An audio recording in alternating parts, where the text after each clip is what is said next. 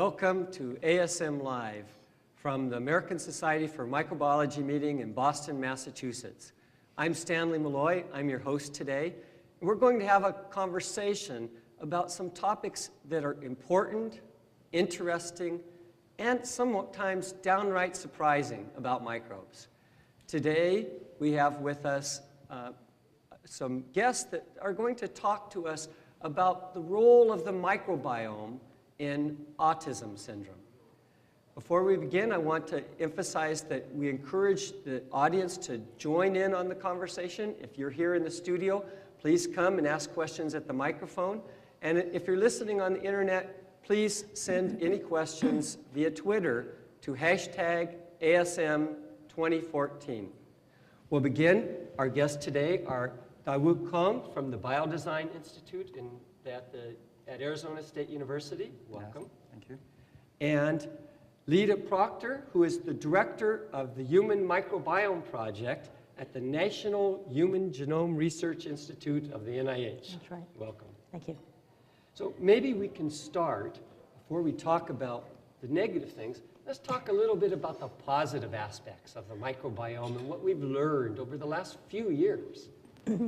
Actually, we've known about the microbiome for quite a while, but we've put now a term on it and a concept around it that I think has really accelerated the field. And that's been enabled by primarily sequence analyses, where we can get at many of the unculturable microbes that are in this rich flora that live in our gut and all over our bodies.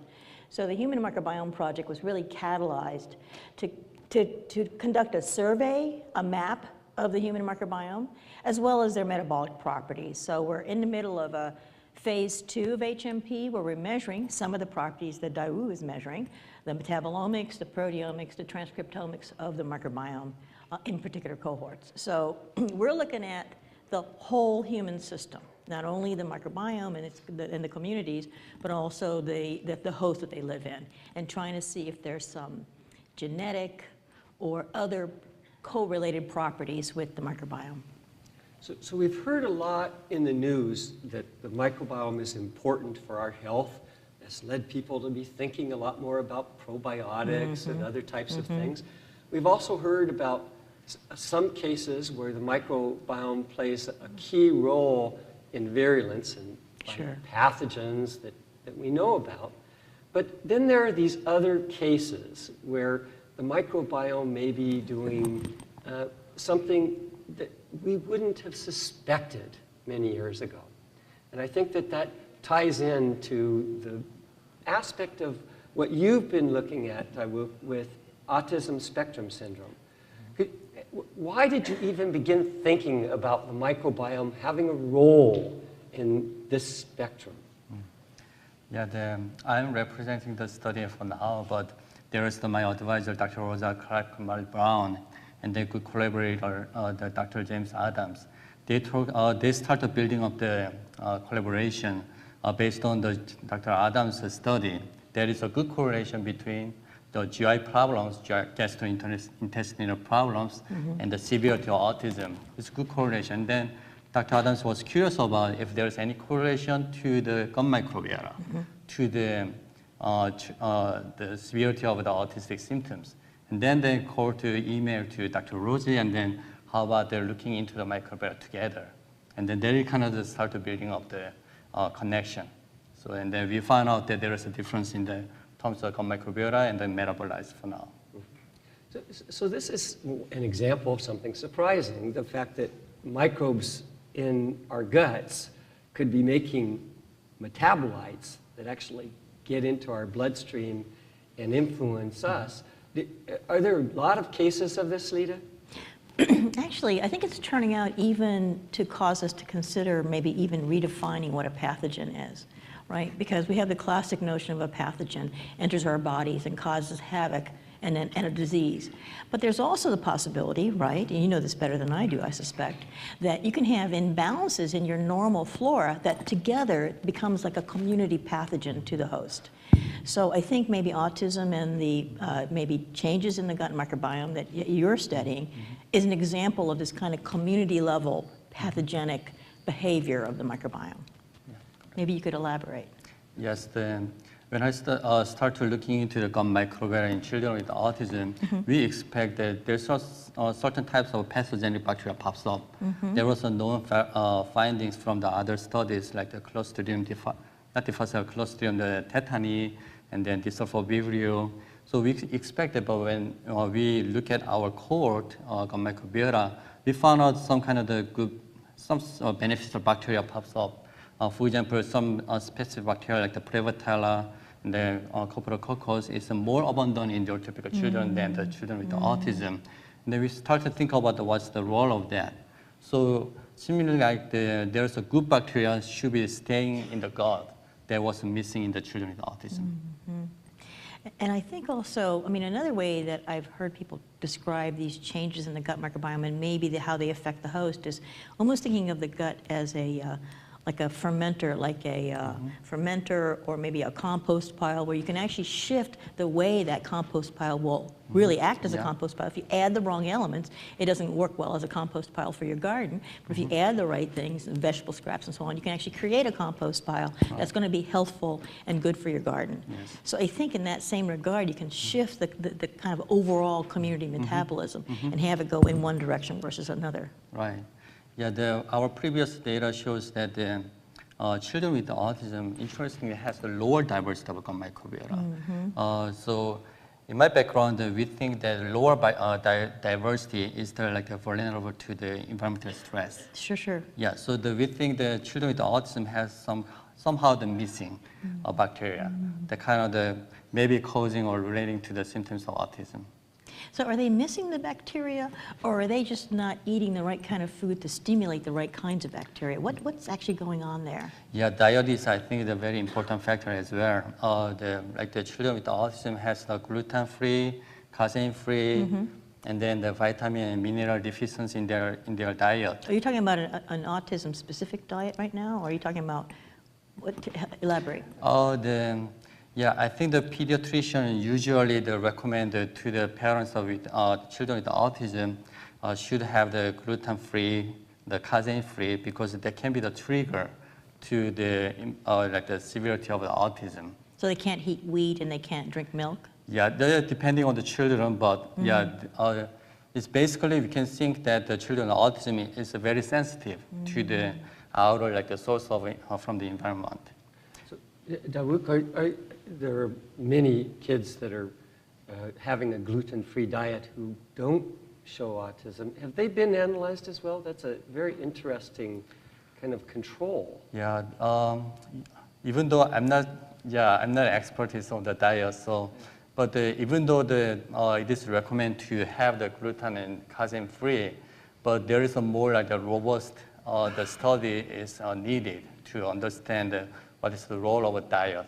Because as we talk about the autism, it's a very wide range of right. Yeah, so it can be working for certain children, but it was not working for others.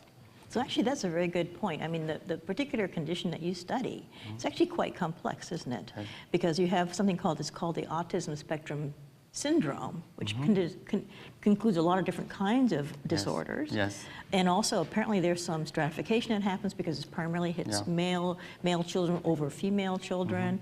And in some cases, I get the impression that some children can kind of, quote, outgrow their autism. So how in the world did you pick autism spectrum as a condition to study? That's a very complex disease to tackle. Yeah, very complex, right.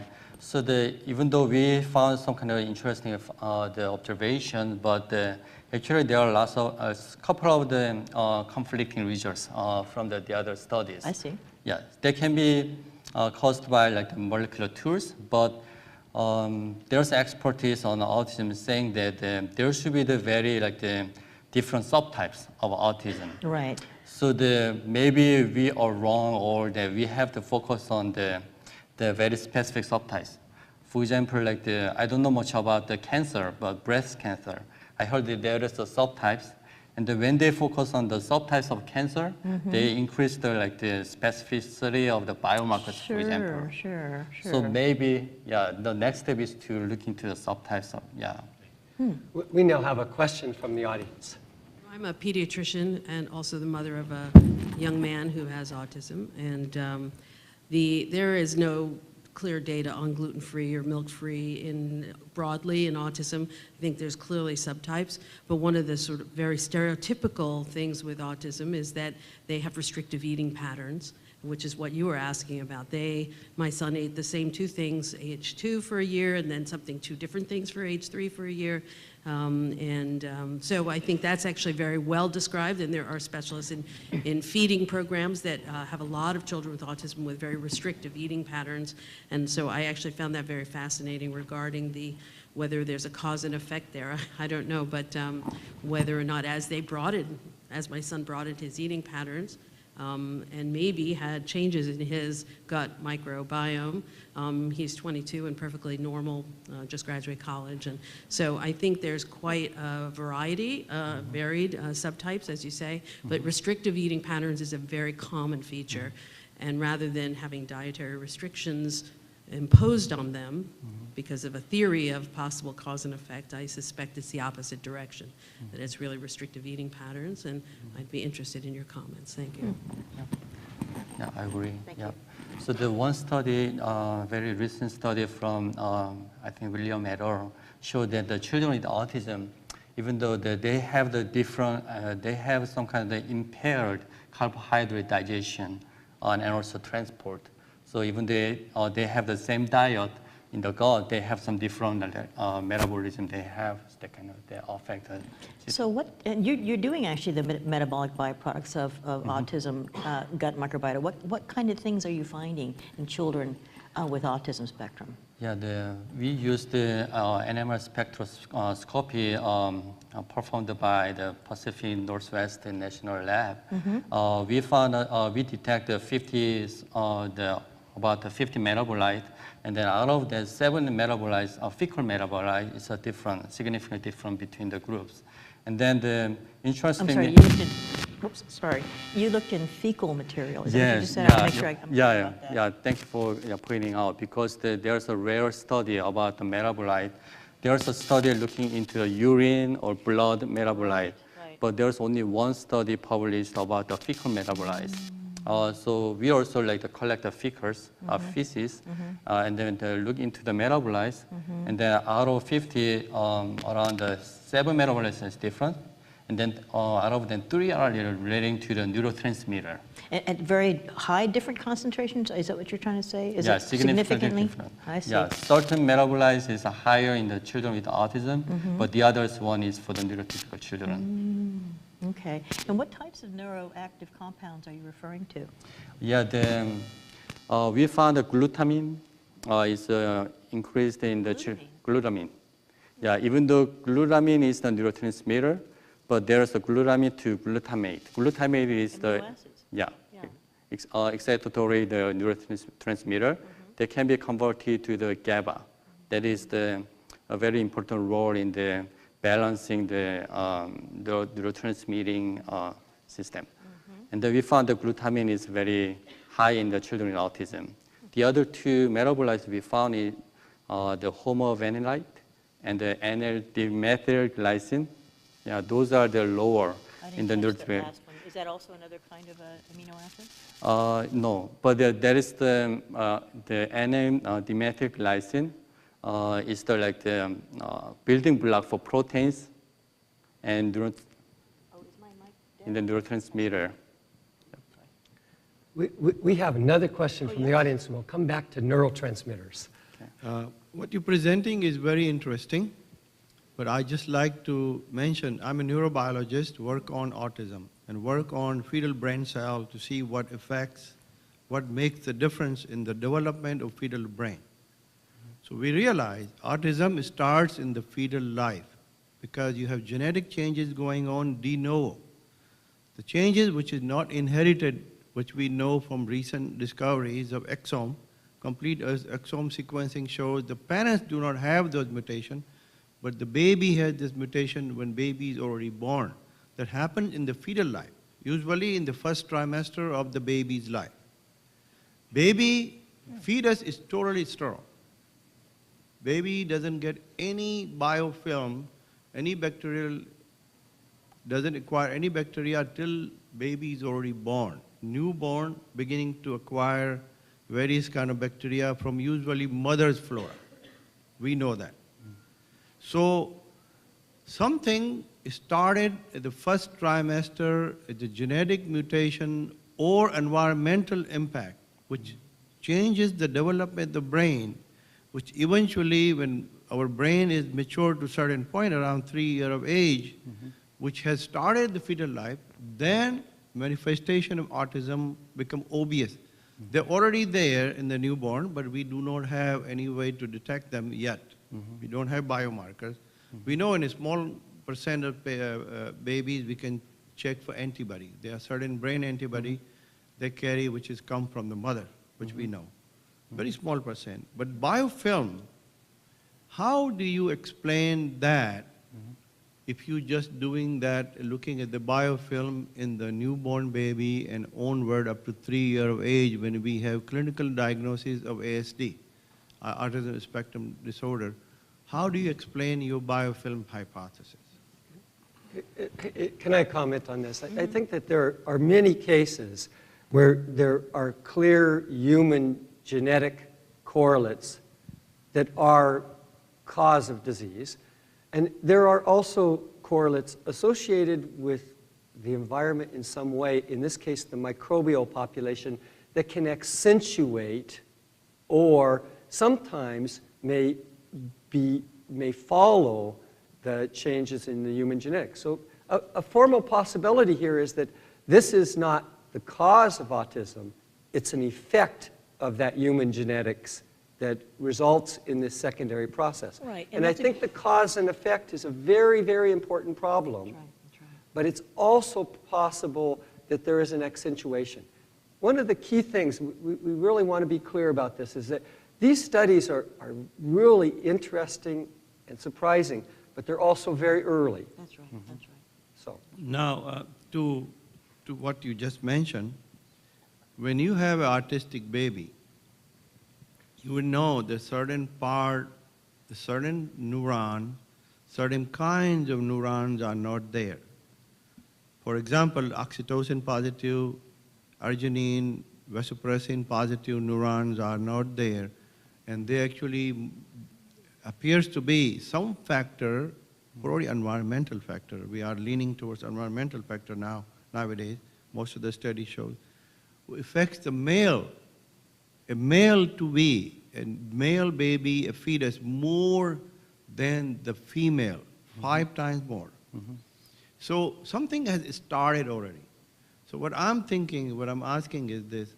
So your microbiofilm, microbiota, your environmental gut flora, is that abnormal because of the baby has genetically acquired certain abnormalities? For example, we know oxytocin positive cells are in our our gut neuronal cell.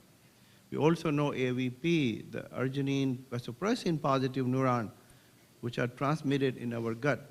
That makes abnormality in the gut flora, which is the result of something happened de novo at the fetal life, at the first trimester of life, or something it is causing it to make more abnormality. That's my question. So go ahead. Okay, go ahead. Well, I just want to support Stan's comment about genetics versus environment, because we're not seeing... Lita, would you I'm tap sorry. on the mic? I think it's on, right? There you go. Yeah. That's better. Okay.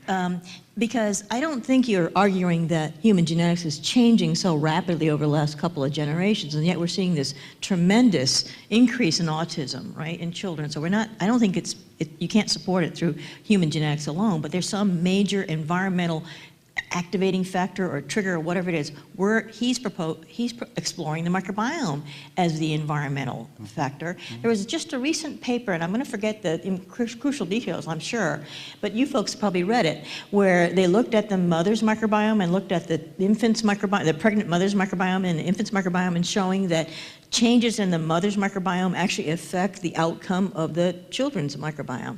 So it's possible that it's generational that way, but not genetic that way. Do you see the difference? So I think I get your point about the environment being an activating factor. So go ahead. On me? Yes. So one interesting thing is that somehow the children with autism has a more ear infection in early ages. And that they kind of led their parents to try the antibiotic more. And then maybe early ages up to the 18 months or 3-year-old age, at that time they kind of frequent or antibiotics. Somehow they changed the microbiota. So are you suggesting that autistic children, before they were diagnosed with autism, actually got a more antibiotic treatment than the typical children? Because a lot of children apparently do get early doses of, early courses of antibiotics. Yeah, diagnosis-wise, like the currently known assessment is available for the children of autism at age 3. So before that, it is hard to assess because even though the parents recognize based on the eye contact or some kind of behavior, but it is very hard to diagnose he or she is the children with autism. But there is a study that somehow the children with autism has more infection, ear infection, that kind of has lead to more like the antibiotics. So they may trigger somehow the difference in the microbiota. So there's another environmental factor, right? There's another factor. We have a final follow-up. Just last comment. Only 30 years ago, 1 in 10,000 children had autism. Now, this year, 1 in 68 children have autism. Quite obviously, it couldn't be genetics. Darwinian evolution doesn't change that fact. Has to be some kind of environmental impact on the fetus, which is exposed to, we don't know that quite what that is yet, but probably if mother's gut flora affects, there will be a different story, but something probably we have exposed to it on a daily basis, I assume. So thank you. I just mentioned something that Wook said that I think is really important for us to keep in mind. He said, autism is a spectrum. It's not a single thing, it's a number of different things.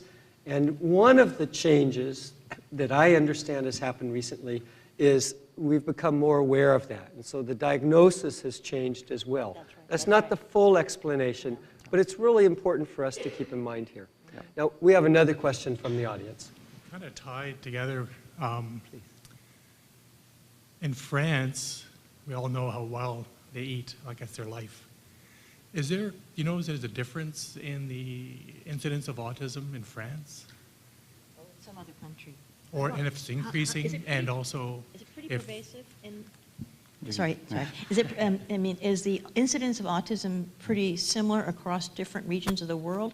Or do you see real differences in Asia versus Europe versus North America? Do you know those kind of data? I don't know much about that, but I know there is a recent report from the South Korea that the rate is very high, like the 1 to 50-something, 40-something. But that is not comparable to the US because there's a different way to diagnosis. For example, yeah. So what like do they do? How do they diagnose autism in Korea? Actually, there is a study by the Yale University. Yeah. So there's like the assessment. We use some kind of ADOS and ATAC, PDDBI, but there's a different like way to assess the symptoms of autism. But basically, I think it is not just only for United States, but Asia or France. I think it's kind of commonly observed through the continents, I think. Can I ask, I'd like to know why you're studying autism. I mean, it's such a complex disease. How did you arrive at that particular condition to study? Because there's fun, and then my advisor just, yeah. No, there must be more to it than that. Yeah, I was interested in the human gut microbiota. Actually, our center, our lab, has the project relating to obesity from NIH. Sure. And then the constipation. And then I was involved at the very beginning of the constipation project. But there is the parents who donated their fund to look into the gut microbiome in autism. Actually, so there wasn't a big fund, but it's just more like the seed money. But we kind of start working on that. And then I had much time because in this area it's very hard time to collect the samples through the clinics and then through. But at the time I was waiting for the samples for constipation, and obesity. But yeah, I had a lot of time, and then there's another samples from autistic children. Oh, I see. Right? Okay. Constipation samples take a long time to collect. Yeah. So Sorry, I couldn't help it. So for now, I think I have to thank the parents of the children with autism Oh, because sure. they are really helping, and then they really they're active to send their samples without hesitating. Mm-hmm. So without that kind of support, we couldn't make this result. Yeah. And you know, the thing is, because you're measuring metabolites, I mean, that holds incredible promise as a biomarker, an early biomarker of the disease, because now I think it's probably behavioral tests that are used, or like eye contact, but biochemistry, you get a much earlier signal of a potential change. Yeah. As far as I know, there is no biomarker so far Right. to diagnosis. Right. So one of the ideas is, of course, the fecal materials that we suggest that there is the based on statistics, a simple one, but there can be the potential biomarker. But we can look into for example, antibody.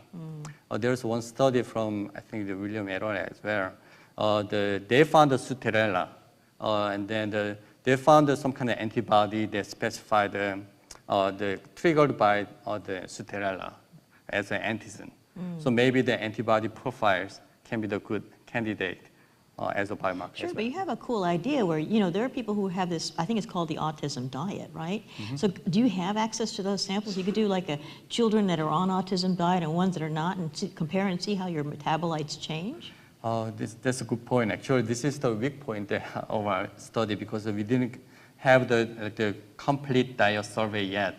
But based on the limit, even though it's limited, but we couldn't, in our data, we couldn't find a good correlation. But I think that there's a warrant for future study. Sure, absolutely. So Wook, I'd like to come back to thinking about the neurotransmitters, because we've talked a lot so far about changes in the microbiome. But if you take Lita's analogy of the fermenter, the idea is that that microbiome is making metabolites that are potentially changing human behavior. Could you talk a little bit more about how those metabolites are indicators of neurotransmitters in humans? Yeah, we just got a preliminary data, and then it is very hard to understand in overall.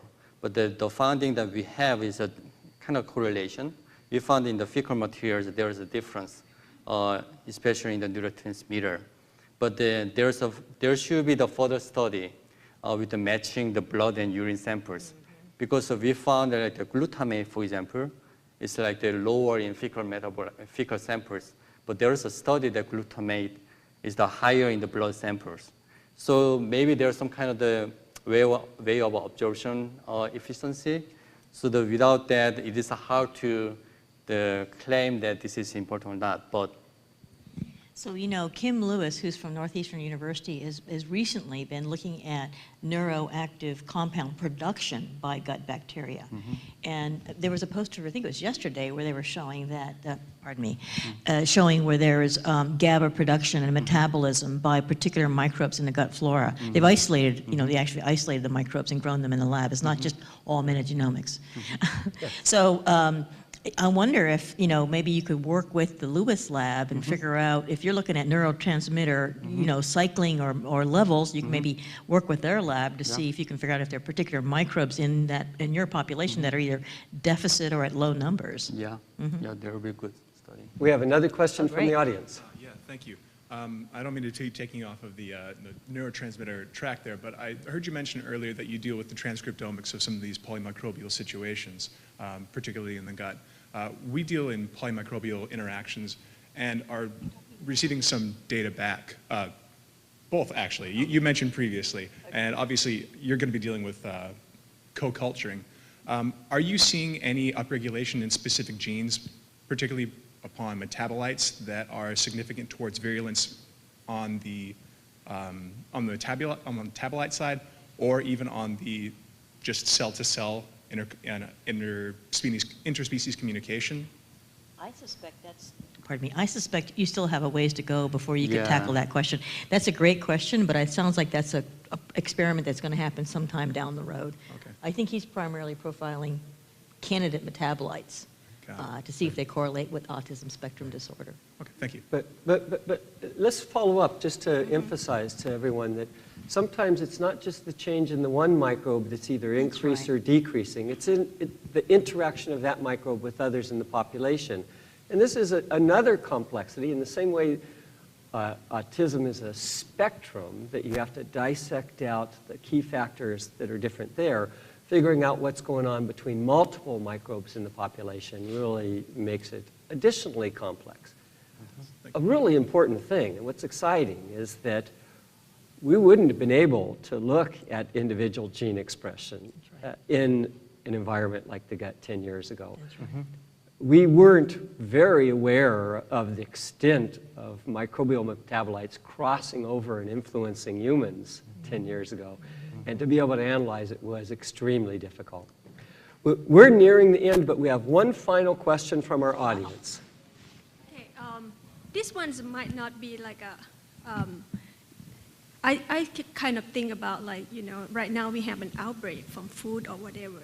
It has anything's gonna relate to bacteria in our gut, just like, you know, we have some salmonellas or E. coli 0157H7 that outbreak just kind of like a spread all over the world now. And do you think the microbe in our gut is gonna play the role with this outbreak or not?